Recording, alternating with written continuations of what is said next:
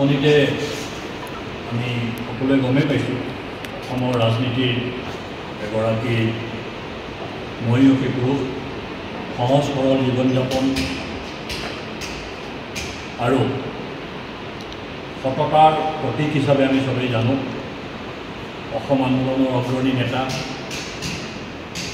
অসম গণ পৰিষদ দলৰ অন্যতম প্ৰতিষ্ঠাপক, ৰাজ্যখনৰ প্ৰাক্তন ৰাজহ মন্ত্ৰী, শিক্ষামন্ত্ৰী, অসম গণ পৰিষদ দলৰ প্ৰাক্তন সভাপতি, ৰঙিয়াৰ প্ৰাক্তন বিধায়ক, আমাৰ সকলোৰে আদৰৰ শ্ৰদ্ধাৰ থানেশ্বৰ বড়ো ছাৰৰ ইতিমধ্যে পৰলোক প্ৰাপ্তি ঘটিছে। ছাৰৰ মৃত্যুত দলৰ তৰফৰ পৰা আমি শোক প্ৰকাশ কৰিছোঁ। তেওঁৰ বিদেহী আত্মাৰ সৎগতিৰ কাৰণে আমি প্ৰাৰ্থনা জনাইছোঁ আৰু অনাগত দিনত ছাৰৰ আদৰ্শই আমাৰ সকলো নতুন প্ৰজন্মৰ যিসকল লোক আমি আছোঁ ৰাজনীতিত, আমাক যাতে অনুপ্ৰাণিত কৰি ৰাখে তাৰ আশা কৰিছোঁ। হিমন্ত বিশ্ব শৰ্মাই উত্তৰ পূৰ্বাঞ্চলৰ নিৰ্বাচন সামৰি বৰ্তমান দেশৰ নিৰ্বাচনৰ অন্যতম মধ্যমণি হৈ আছে। প্ৰধানমন্ত্ৰী নৰেন্দ্ৰ মোদী, গৃহমন্ত্ৰী অমিত শ্বাহ ডাঙৰীয়া, দলৰ ৰাষ্ট্ৰীয় সভাপতি জে.পি. নাড্ডা ডাঙৰীয়া, প্ৰতিৰক্ষা মন্ত্ৰী ৰাজনাথ সিং, উত্তৰ প্ৰদেশৰ মুখ্যমন্ত্ৰী যোগী আদিত্যনাথৰ দৰেই মাননীয় মুখ্যমন্ত্ৰী ডক্টৰ হিমন্ত বিশ্ব শৰ্মাও আজি ভাৰতবৰ্ষৰ ৰাজনীতিৰ এটা প্ৰধান চৰিত্ৰ। ডক্টৰ শৰ্মাৰ প্ৰতিটো বক্তব্যই ৰাষ্ট্ৰীয় আৰু আন্তঃৰাষ্ট্ৰীয় পৰ্যায়ত প্ৰতিক্ৰিয়া কৰা আমি দেখা পাওঁ। ডক্টৰ শৰ্মাৰ এই নেতৃত্বই অসমত দলৰ হৈ কাম কৰা প্ৰত্যেকজন কাৰ্যকৰ্তা, আমাৰ দৰে সাধাৰণ কাৰ্যকৰ্তাক অনুপ্ৰাণিত কৰিছে আৰু অসমবাসীক গৌৰৱান্বিত কৰিছে।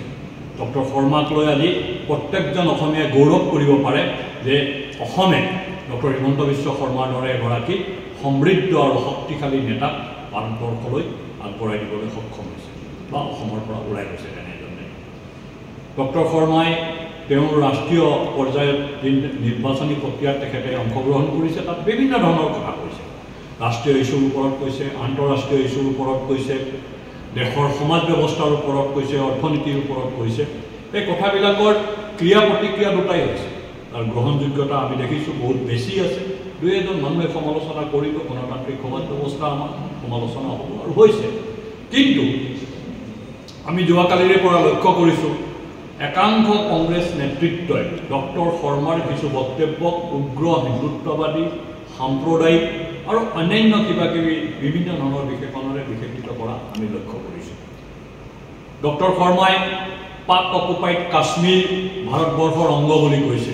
এই যে POK, পাক অকুপাইড কাশ্মীৰ, অৰ্থাৎ পাকিস্তানে দখল কৰি থকা কাশ্মীৰ, সেই কথাটোতেই ৰাষ্ট্ৰসংঘই দিয়া এই পাক অকুপাইড শব্দটো, সেই কথাটোতেই স্পষ্ট হৈ আছে। POK এই শব্দটোৱে স্পষ্ট কৰে যে পাক অকুপাইড কাশ্মীৰ মানে কাশ্মীৰ ভাৰতৰ হয়, কিন্তু পাকিস্তানে দখল কৰি আছে। নামটোতে তাৰ স্পষ্ট কৰা আছে।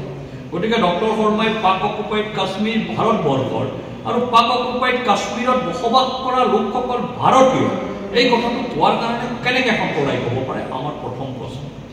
মন্দিৰ বনালোঁ আদালতৰ পৰামৰ্শ, আদালতৰ নিৰ্দেশ আৰু আদালতৰ জাজমেণ্টৰ পিছত। ঠিক একেদৰে জ্ঞানবাপী মছজিদ য'ত আছে তাতো মন্দিৰ হ'ব।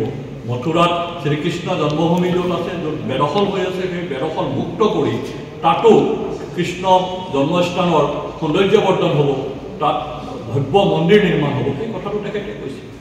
এই কথাবিলাক ভাৰতবৰ্ষৰ সন্মান, ভাৰতবৰ্ষৰ আধ্যাত্মিকতা আৰু ভাৰতবৰ্ষৰ সমাজ আধাৰিত বিষয়বস্তু। ইয়াত সাম্প্ৰদায়িকতাৰ কোনো ধৰণৰ সম্পৰ্ক নাই। একাংশ লোকে এই কথা কৈ বৰঞ্চ তেওঁলোকেহে সাম্প্ৰদায়িক বক্তব্য আগবঢ়াইছে।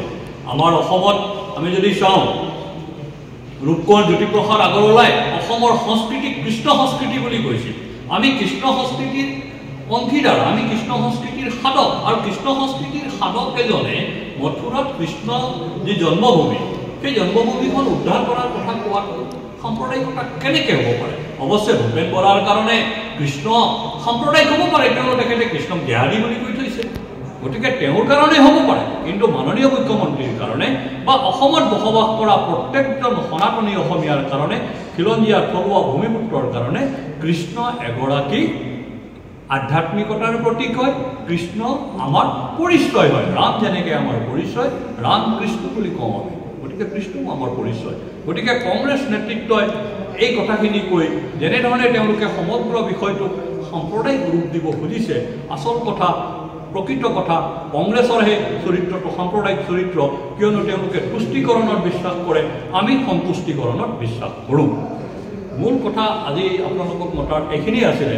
আমি মাননীয় মুখ্যমন্ত্ৰীয়ে কোনো ধৰণৰ সাম্প্ৰদায়িক বক্তব্য দিয়া নাই আৰু ভৱিষ্যতলৈ নিদিয়ে। ভাৰতীয় জনতা পাৰ্টীয়ে কেতিয়াও সাম্প্ৰদায়িকতাত বিশ্বাস নকৰে। সেইকাৰণে আমাৰ দলৰ চৰকাৰ নতুন দিল্লীত হোৱাৰ পিছত বা অসমত হোৱাৰ পিছত কোনো ধৰণৰ সাম্প্ৰদায়িক সংঘৰ্ষ ক'তো হোৱা নাই। ঠিক যেনেদৰে কংগ্ৰেছৰ আমোলত সাম্প্ৰদায়িক সংঘৰ্ষ হৈছিল, অসমত আমি দেখা পাইছিলোঁ তৰুণ গগৈৰ 15 বছৰীয়া শাসনকালত বিটিআৰ অঞ্চলত যেনেধৰণে সাম্প্ৰদায়িক সংঘৰ্ষ হৈছিল বা ভাৰতবৰ্ষৰ অন্যান্য প্ৰান্তত যেনেধৰণে সাম্প্ৰদায়িক সংঘৰ্ষ হৈছিল, তেনেধৰণৰ সাম্প্ৰদায়িক সংঘৰ্ষ ভাৰতীয় জনতা পাৰ্টীৰ চৰকাৰ দিল্লীত হোৱাৰ পিছত নাইবা দিছপুৰত হোৱাৰ পিছত মানে পুনৰাবৃত্তি হোৱা নাই বা হ'বলৈ দিয়া নাই।